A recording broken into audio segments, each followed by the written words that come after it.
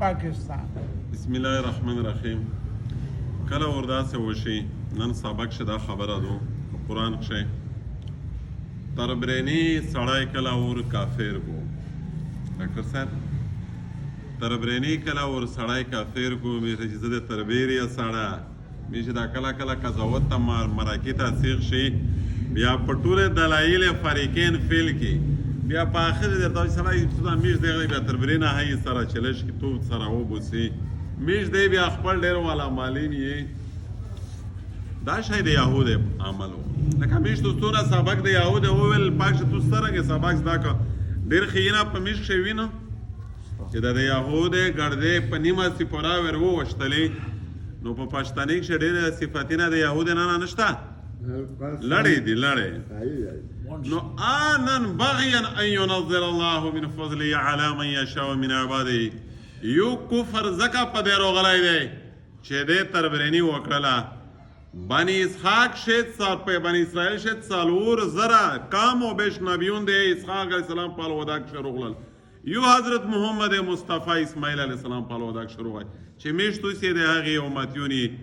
بیا ته سړی درته ووراتل سړی دا پګړی دا هم څرنګه په دې کښې شوله اسماعیل علیه السلام په الوداع شرطه پیغمبر محمد مصطفی دا خې میژه عزت و دا نبوت سلسله خو په میشه 4,000 کامو زیات په موږ کښې روغلل یو یې اسماعیل علیه السلام ته ویرال باغیا ان ينزل الله من فضله على من يشاء من عباده قرآن یې چې دا کفر ځکه د کافر ډکلیر شول چې دا تربریني وکړه الله جل شانه ورته وفرمایي تو څه مانې نه بیا تو چې کافر تو سه دا کفر په تربریني ځون ته خپل غوښتی دی که انسانیت ته نه بنینو انسان دی پورا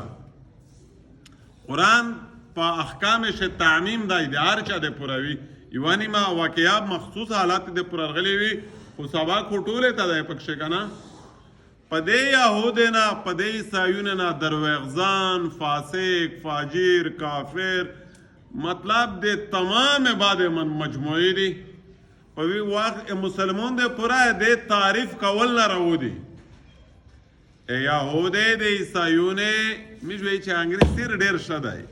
بس چې خالي کلمه ویلې وایي نور په مسلمون ډېر سړه خو کلمه اصل ښه خبره خو ده چا بنیادي چار نه وکړه دغه را د اول چې بنیاد نه وي په هغو کښې شوای شي که ډېر د سره ملغلرې وي ګلماخې په چیخي باندې جوړوي چې بنیاد یې نه وي اولدار صاحب دو بیا په هغو کښې څوک جوړولی شي دې تبعي په دا ځای کښې وه چې دې بنیاد نه و